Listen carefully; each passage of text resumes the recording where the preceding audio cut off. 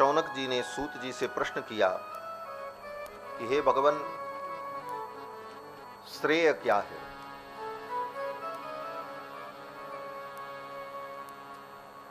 और दूसरा प्रश्न किया, शास्त्रों का सार क्या है? और तीसरा प्रश्न किया, स्वावतार प्रयोजनम, भगवान के अवतार का प्रयोजन क्या है? और चौथा प्रश्न किया, किम कर्म, अवतार लेकर के भगवान कौन कौन से कर्म करते हैं? पांचवा प्रश्न किया, केवताराश्च, भगवान के कितने अवतार हुए? और छठा प्रश्न किया, धर्मः कम शरणम गतः, धर्म किसके आश्रय में रहता है, धर्म का आश्रय कौन है? इन्हीं 6 प्रश्नों का उत्तर देते हुए श्री सूत जी महाराज ने शौनकादि मुनियों को ये भागवत की कथा सुनाई है। पहला प्रश्न है, किम श्रेयः, श्रेय क्या है? सामान्य व्यक्ति शब्द ज्ञान के अभाव के कारण अपने पारंपरिक संस्कृत भाषा को और संस्कृत भाषा के महत्वपूर्ण विषयों को भूलता चला जा रहा है। यहाँ इतने लोग बैठे हैं, अगर किसी से पूछा जाए श्रेय का मतलब क्या है तो शायद ही 1-2-4 लोग बता सकें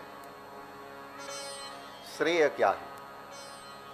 गीता में भी अर्जुन ने सबसे पहले भगवान से यही प्रश्न किया है, यच्छ्रेयस्यान्निश्चितं ब्रूहि शिष्यस्तेऽहं साधिमां त्वां प्रपन्नम। अर्जुन को जब मोह हुआ तो अर्जुन ने भी यही पूछा, निश्चित श्रेय क्या है?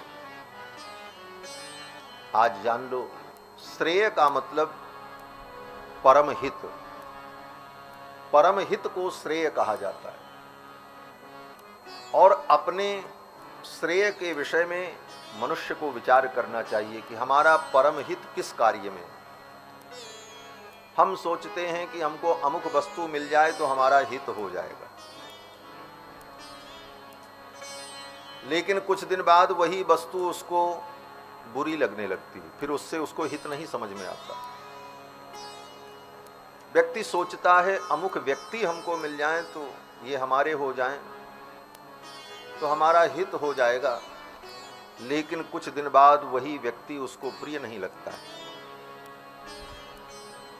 तो संसार में जिन जिन वस्तुओं को हम हित समझकर, हितकारी समझकर ग्रहण करते हैं और छोड़ते रहते हैं, वे एक भी वस्तुएं श्रेय नहीं हैं। उनको प्रेय कहा जाता है, वो प्रेय हैं। प्रेय का मतलब आपको प्रिय लगती हैं, लेकिन वो श्रेय नहीं, उनके द्वारा आपका परम कल्याण नहीं है।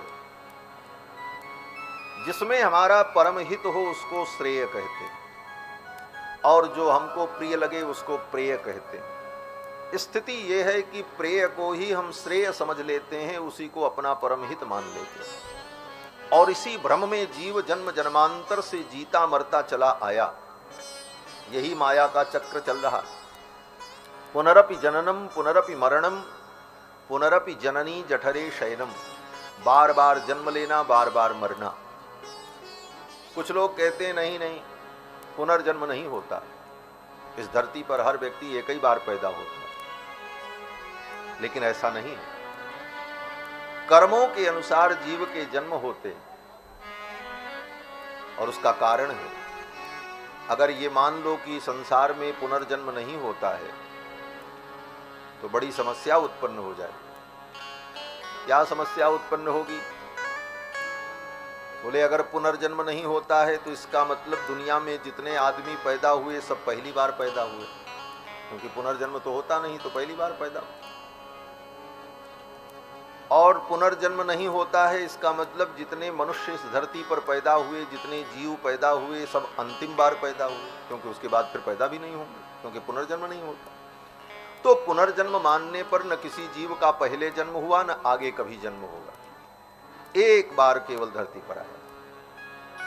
चलो ठीक है, लेकिन अब दूसरी समस्या हो जाएगी। दूसरी समस्या ये होगी कि जब पहली बार ही धरती पर जन्म लिया जीव ने, पहले कभी जन्म लिया नहीं, तो न उसने पाप किया न पुण्य किया, और अंतिम बार जन्म लिया है, आगे उसका जन्म भी नहीं होने वाला है, तो आगे भी वो कभी पाप पुण्य करेगा नहीं। पहले पाप पुण्य किया नहीं, आगे वो पाप पुण्य करेगा नहीं। तो जब पहले उसने पाप पुण्य कुछ किया ही नहीं, अच्छा बुरा, तो इस धरती पर कोई दुखी क्यों है, कोई सुखी क्यों है, ये प्रश्न खड़ा हो। कोई जीव राजा बन करके बैठा है और कोई जीव गली का कुत्ता बना हुआ है, डंडा खा रहा है। कोई सुख भोग रहा है, कोई दुख भोग रहा है। ये सुख दुख का कारण फिर क्या है? अगर जीव पहले संसार में पैदा नहीं हुआ, पाप पुण्य नहीं किया, तो ये सुख दुख क्यों हो रहा है? और सबके सुख दुख में अंतर क्यों है? हर प्राणियों के सुख दुख में अंतर है, तो सुख दुख का कारण किसे मानोगे? तो आप कहो उसके कारण भगवान है, भगवान ने सबको जिसको चाहा सुखी कर दिया, जिसको चाहा दुखी कर दिया। बोले ये तो और बड़ी भारी समस्या खड़ी हो जाएगी। बोले फिर तो भगवान जो है वो तो बड़ा अन्यायी हो जाएगा। क्यों? बोले किसी को बिना कारण दुख देना और किसी को बिना कारण सुख देना, ऐसी मनमर्जी। बोले ऐसी मनमर्जी अगर ईश्वर की होगी तो इस ईश्वर को हम न्यायप्रिय कैसे कह सकते हैं? बिना कारण के किसी को कुत्ता बना दिया और बिना कारण के किसी को राजा बना दिया। फिर तो ऐसे ईश्वर से हम कोई अपेक्षा भी नहीं रख सकते। ये तो वही हुआ कि अंधेर नगरी चौपट राजा, टका शेर भाजी टका शेर खाजा। एक अंधेर नगरी थी, गुरु चेला जा रहे थे, बाजार लगी थी बड़ी सुंदर, बाजार में खाजा बिक रहा था। दुकानदार कह रहा था टका शेर खाजा, टका शेर खाजा। आगे गया तो भाजी बिक रही थी, सब्जी बिक रही थी, वो भी बोले टका शेर सब्जी, टका शेर भाजी। चेला ने कहा गुरुजी ये नगर तो बहुत अच्छा है। बोले क्यों? बोले यहाँ सब कुछ टका शेर है। लड्डू खरीदो वो भी 1 टका में मिल जाएगा, सब्जी भी मिल जाएगी 1 टका में, 1 रुपए में। यहाँ तो बड़ा अच्छा वातावरण है, यहीं कुछ दिन रह करके हम लोग मालताल खाएं, आनंद करें। गुरुजी ने कहा चेला जहाँ पर ऐसी स्थिति हो, टका शेर भाजी टका शेर खाजा, ये तो अंधेर नगरी है, यहाँ तो कभी भी कोई विपत्ति आ सकती है। चेले ने कहा गुरुजी जब आएगी तो देखा जाएगा, पहले तो खाएं मौज करें, थोड़ा कुछ दिन रहा जाए यहाँ इस नगरी में। गुरुजी ने कहा ठीक है। रुक गए महाराज, खूब खाने पीने लगे, घूमने टहलने लगे। एक दिन बड़ी भारी समस्या खड़ी हुई। समस्या ये हुई कि राजा के दरबार में एक मुकदमा आया,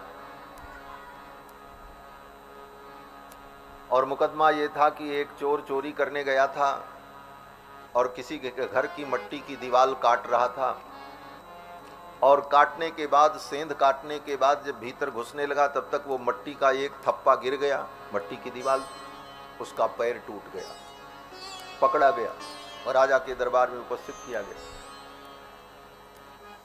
लोगों ने कहा ये चोरी करने गया था। तो राजा ने पूछा ये तुम्हारा पैर कैसे टूटा? तो चोर ने कहा महाराज दीवार बड़ी कमजोर थी और दीवार गिर गई और उसी मट्टी के भार से हमारा पैर टूट गया। तो राजा ने कहा इतनी कमजोर दीवार किस कारीगर ने बनाई थी, उसको बुलाओ, उसको दंड दिया जाए। जो चोरी करने गया उसको दंड नहीं, दीवार बनाने वाले पर कार्यवाही हो रही थी। क्यों? बोले अंधेर नगरी। पकड़ा गया, खोजा गया महाराज, वो मजदूर मिला बड़े मुश्किल से, बूढ़ा हो गया था बेचारा। बोले तुमने इतनी कमजोर दीवार बनाई कि ये दीवार टूट करके गिर गई और इस चोर का पैर टूट गया, तुमको दंड दिया जाए। दंड चोर को नहीं, दीवार बनाने वाले को। इसके बाद इतनी बड़ी अंधेर की जब दंड देने का समय आया तो बोले कौन सा दंड दिया जाए? आर्थिक दंड, शारीरिक दंड? बोले नहीं, इसको मृत्यु दंड दे दिया जाए, फांसी चढ़ा दिया। कोई सुनवाई नहीं, अंधेर नगरी। फांसी पे चढ़ाने के लिए जब जल्लाद ले गया उसको, तो फांसी का फंदा उसके गले में फिट न बैठे। वो दुबला पतला बीमार मजदूर। जल्लाद ने कहा कि ये बड़ा कमजोर है, इसके को ऐसे फांसी दें, बड़ा मुश्किल, इसके शरीर में तो वजन भी नहीं, कुछ वजन हो तब ये लटकेगा तभी तो मरेगा। इसके शरीर में तो वजन भी नहीं। तो राजा ने कहा ऐसा करो, किसी मोटे तगड़े आदमी को फांसी पे चढ़ा दो, इसको छोड़ दो। वहां तो अंधेर नगरी थी। अब मोटा आदमी ढूंढा जाने लगा, तब तक वो गुरु चेला वहीं खड़े थे। चेला खूब खा करके मोटा तगड़ा हो गया था। बोले इसी को पकड़ो, फांसी चढ़ाओ। पकड़ लिया महाराज, ले चले फांसी चढ़ाने के लिए। अब तो चेला घबराया, गुरुजी अब क्या करें। गुरुजी ने कहा हम तो पहले ही कहे थे अंधेर नगरी, चौपट राजा, टका शेर भांजी टका शेर खाजा, यहाँ तो कुछ भी हो सकता है, और कभी भी कुछ भी हो सकता है। बोले गुरुजी एक बार किसी प्रकार प्राण बचा लो, फिर देखा जाएगा। गुरुजी ने कहा अच्छा। गुरुजी के पास अनेक युक्तियां थीं, उपाय थे।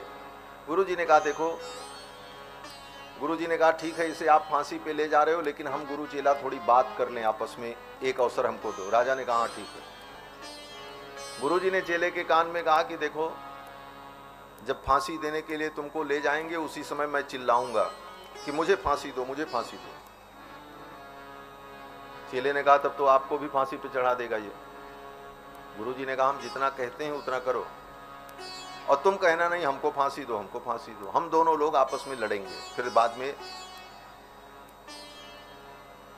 काम बन जाएगा। चेले ने कहा ठीक।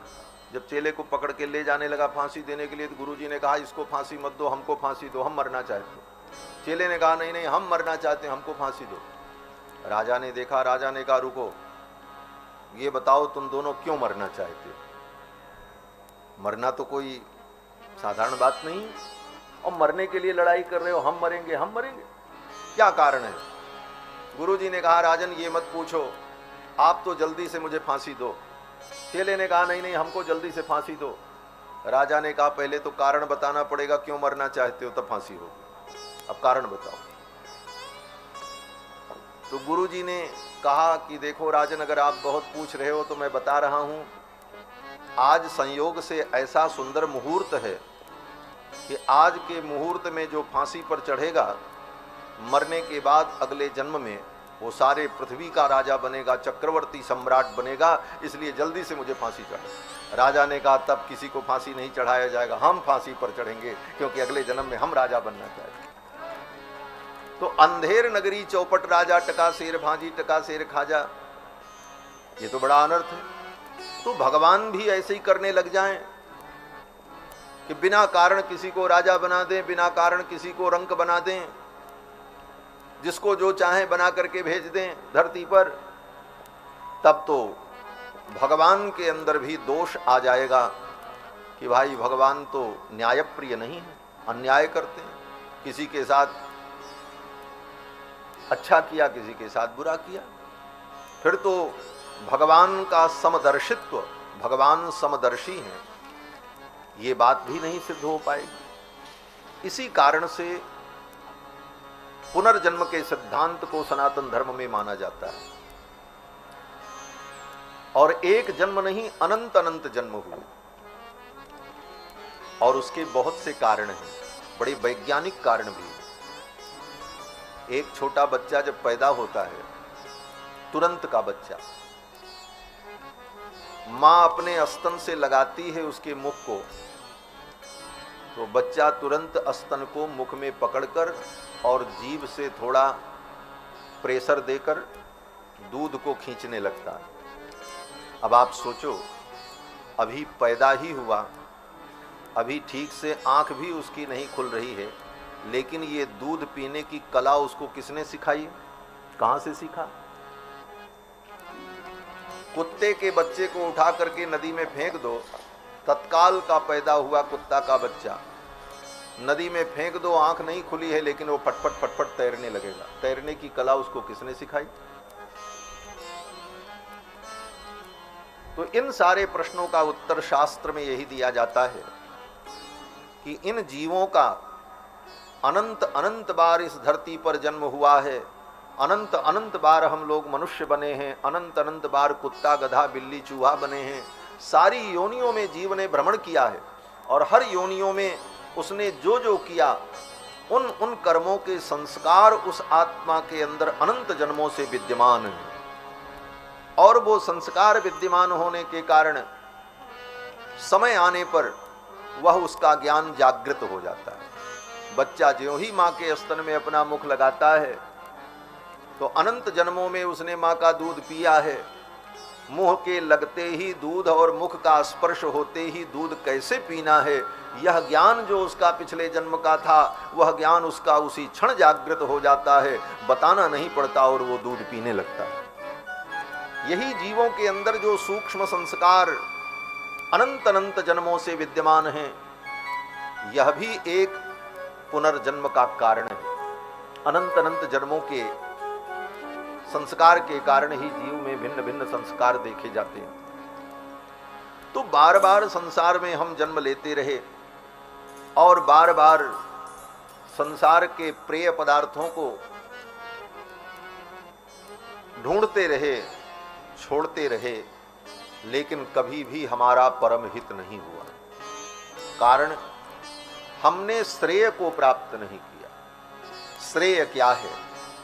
बोले जो परम हित हो उसी को श्रेय कहते, और परम हित भगवान है।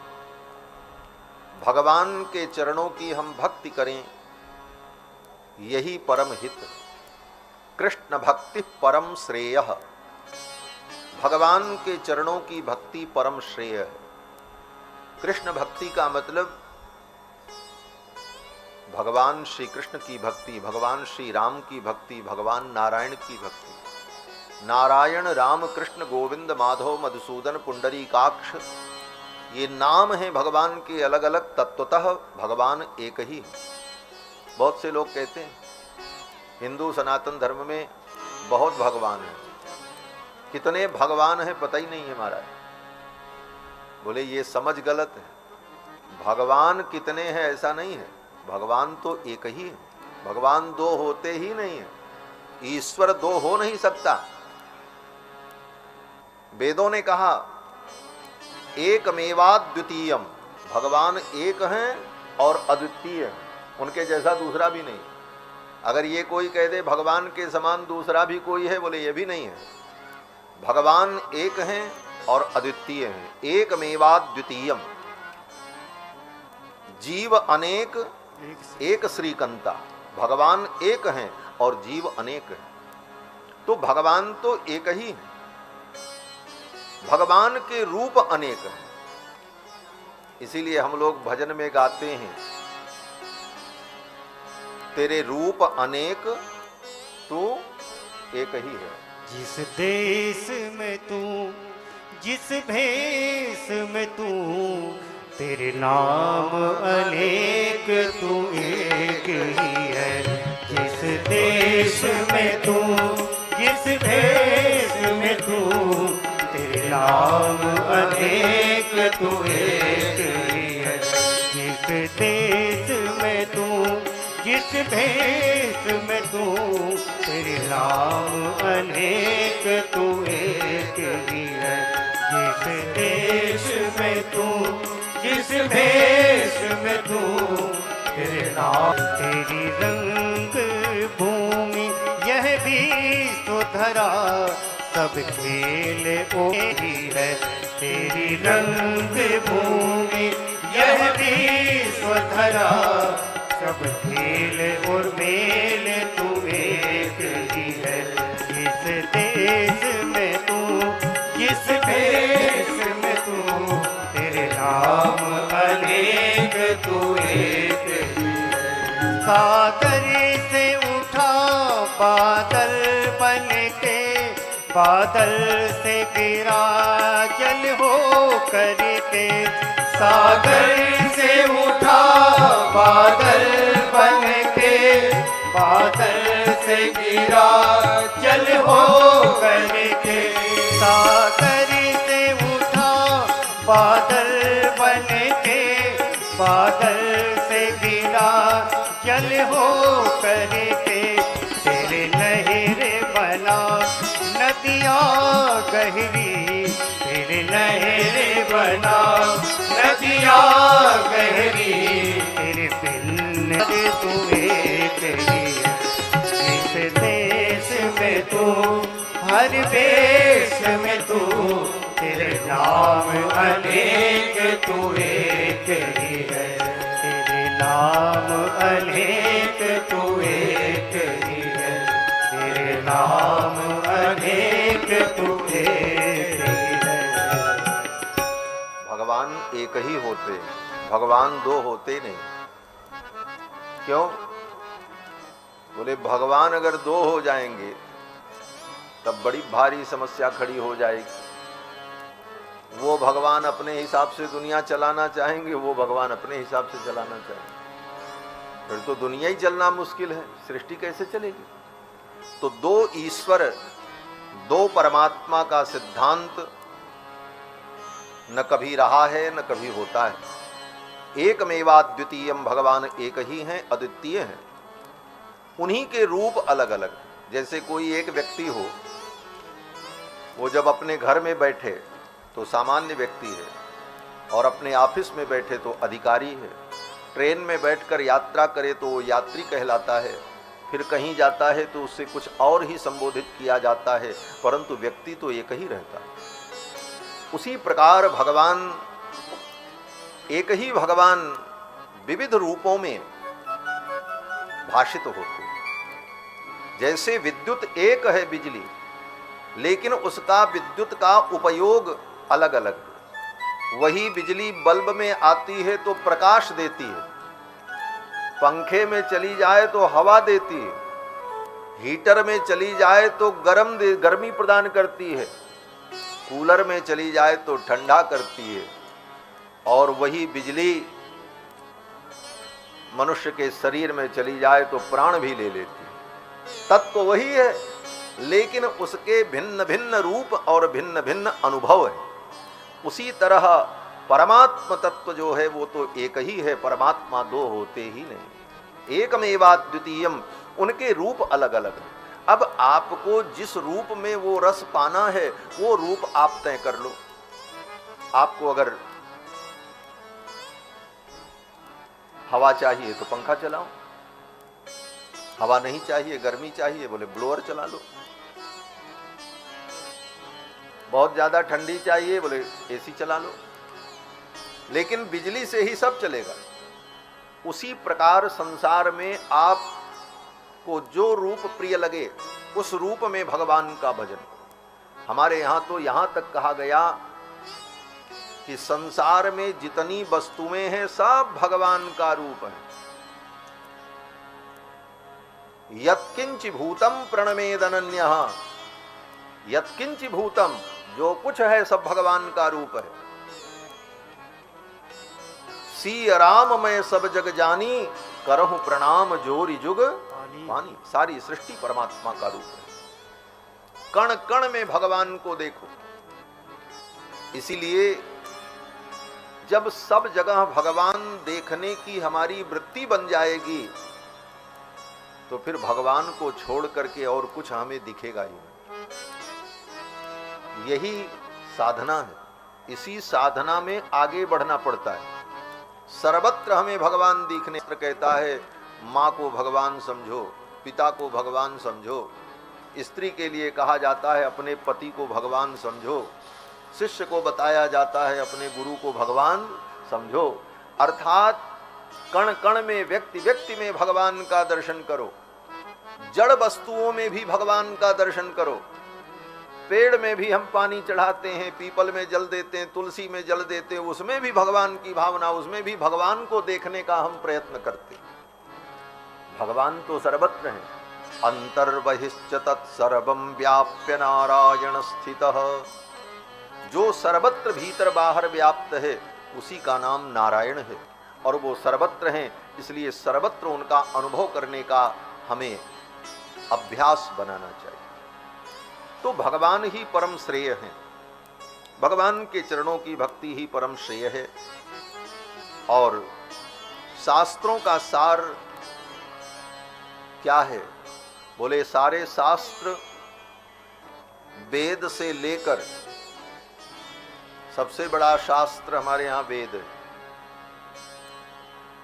और सबसे लघु ग्रंथ हनुमान चालीसा है।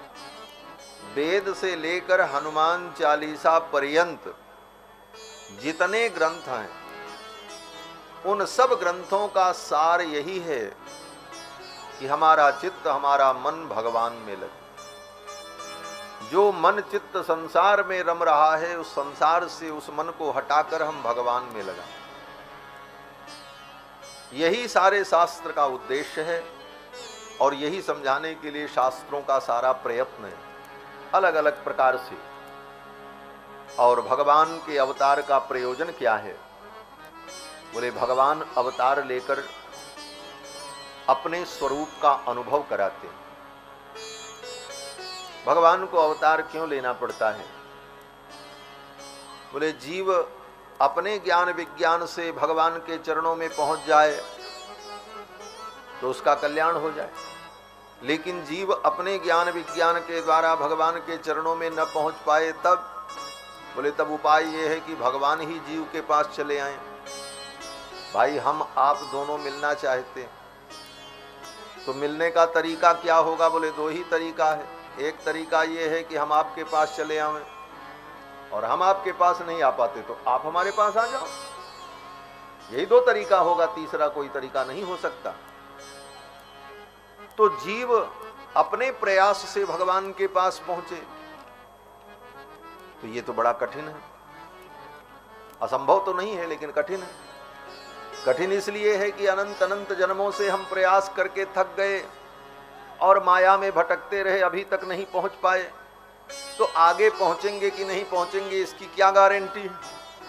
तो भगवान कहते हैं अगर ऐसी बात है तो चिंता मत करो, तुम्हारे मनुष्यों के बीच में मनुष्य के ही रूप में मैं आकर के अपना अनुभव तुमको कराऊंगा, तब तो तुम हमको जान पाओगे, तब तो तुम हमको समझ पाओगे।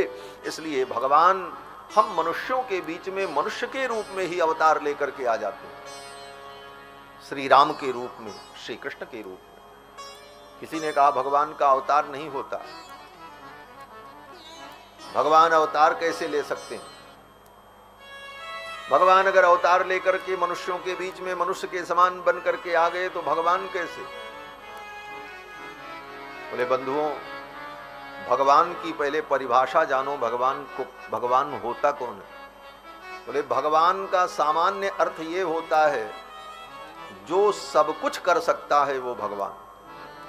बस एक लाइन में, जो सब कुछ कर सके वो भगवान और जो कुछ कर सके वो जीव।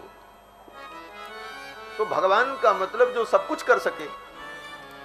जो भगवान अपने भक्तों के लिए अवतार लेकर के आ नहीं सकता, जो भगवान अपने भक्तों के लिए रूप धारण नहीं कर सकता, जो भगवान अपने भक्तों के लिए प्रकट नहीं हो सकता, तो फिर वो भगवान क्या कर सकता है? भाई भगवान तो सब कर सकते हैं, ये भगवान का स्वरूप है। तो जो भगवान सब कुछ कर सकते हैं वो भगवान अगर ये सब न कर सकें तो फिर उनकी भगवत्ता बाधित हो जाए, फिर वो भगवान कहलाने लायक नहीं रहेंगे।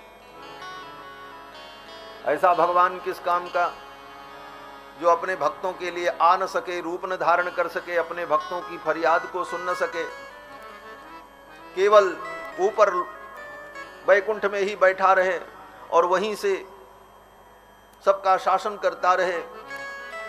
ले ऐसा भगवान भक्तों के लिए प्रिय कैसे हो सकता है? हमारे भगवान अपने भक्तों के लिए इस धरती पर आकर के ऐसी ऐसी लीलाएं करते हैं कि उन लीलाओं को सुनकर, उन लीलाओं को गा करके हम अपना मन भगवान में लगा दें। गीता में भगवान अर्जुन से कहते हैं, अर्जुन जन्म कर्म च मे दिव्यम एवं यो वेत्ति तत्वतः। हे अर्जुन, मेरा जन्म और मेरा कर्म दिव्य है। यहीं पर अंतर समझना चाहिए। लोग कहते हैं अगर भगवान का भी जन्म हुआ तो भगवान कैसे हो? किसी माता पिता से कैसे पैदा होंगे? फिर वो भगवान कैसे होंगे? तो जन्म तो भगवान का भी होता है लेकिन माता पिता से नहीं होता, ये भी जान लो। अगर किसी के मन में ये भ्रम है तो भ्रम निकाल देना।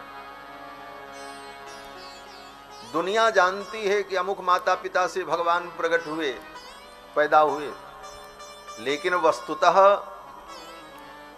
होता ये है कि भगवान प्रकट होते।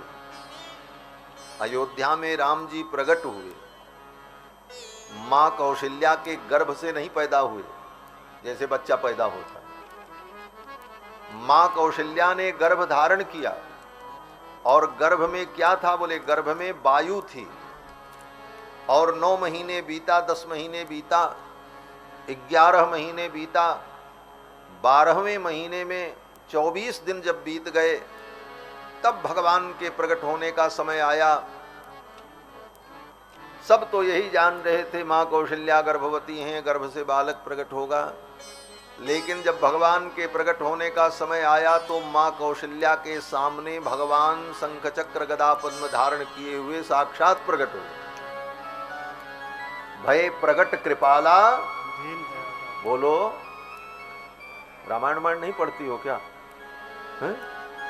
भय प्रकट कृपाला दीन दयाला कौशल्या हितकारी, हर्षित महतारी मुनिमन हारी अद्भुत रूप निहारी। भगवान के अद्भुत रूप को देख करके मां कौशल्या हर्षित हो गई। ये तो वैकुंठनाथ भगवान है। तब भगवान ने कथा सुनाई मां कौशल्या को।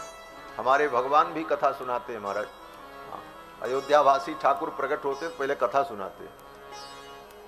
एक बार मैं गया प्रवचन करने के लिए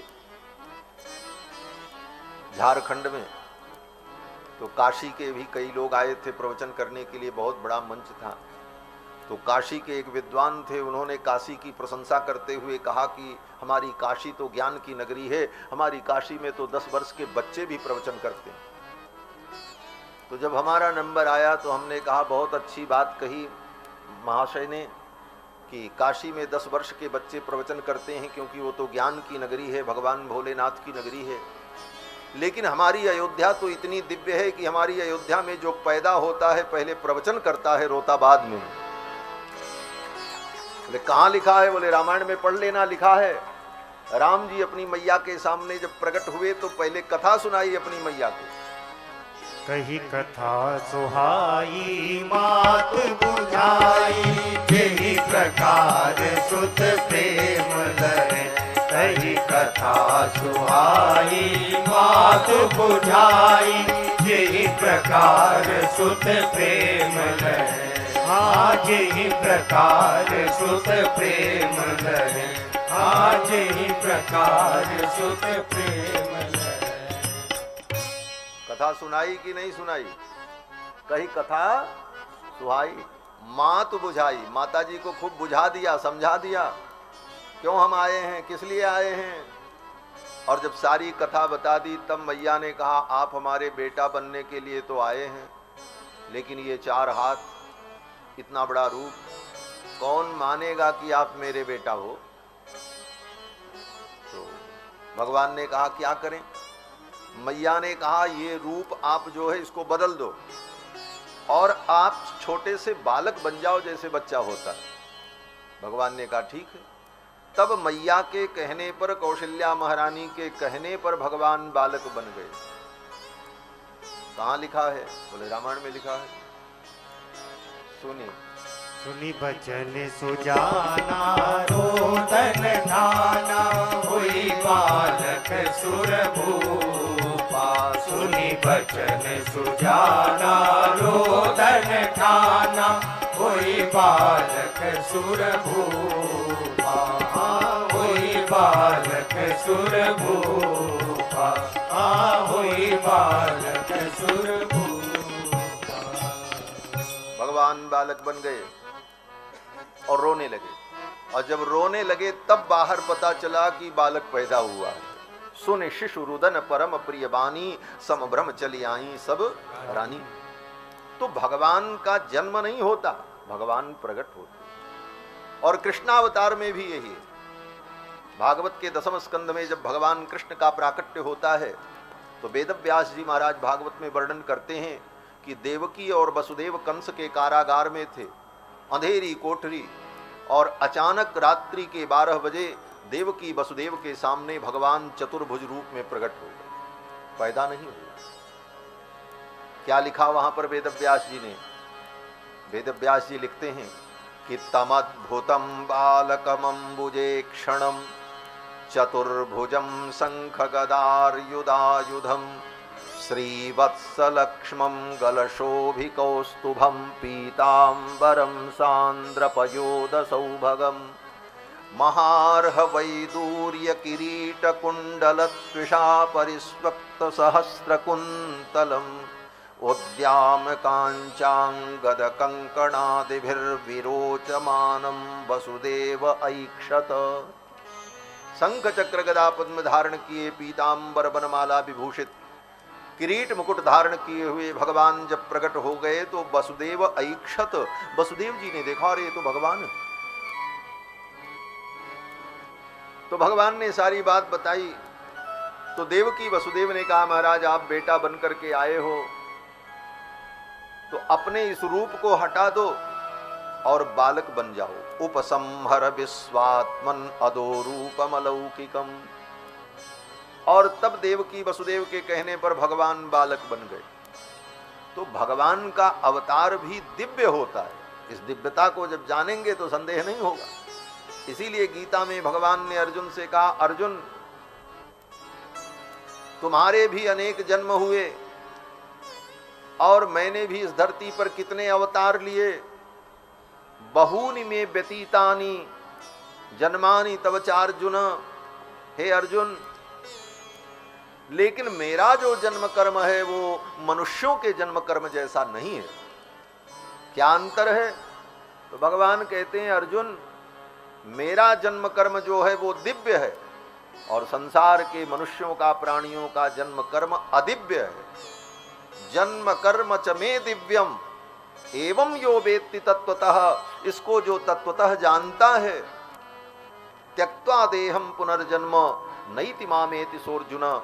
हे अर्जुन, मेरे जन्म कर्म की दिव्यता को समझकर जो मेरे चरित्र का, मेरी लीलाओं का चिंतन करता है, मेरे द्वारा की गई लीलाओं का वर्णन और श्रवण करता है, वह संसार सागर से जाने के बाद, शरीर छोड़ने के बाद फिर संसार में लौट करके कभी नहीं आता है। उसे मुक्ति की प्राप्ति हो गई। भगवान के चरित्र को जो गाता है वो मुक्त हो जाता है। भगवान जन्म कर्म लेकर ये लीला क्यों करते हैं? बोले इसीलिए करते हैं, इसे गा करके तुम जन्म कर्म से छूट जाओ। अपने से तो तुम अपने जन्म कर्म से छूट नहीं पा रहे हो, तो मैं तुम्हारे बीच में आकर के जन्म कर्म लेकर के लीला करने जा रहा हूं। इस लीला को तुम बार बार गाते रहोगे तो तुम जन्म कर्म के बंधन से मुक्त हो जाओ। यह चरित जगावहि हरि पद पावहि तेन परहि भव कूपा।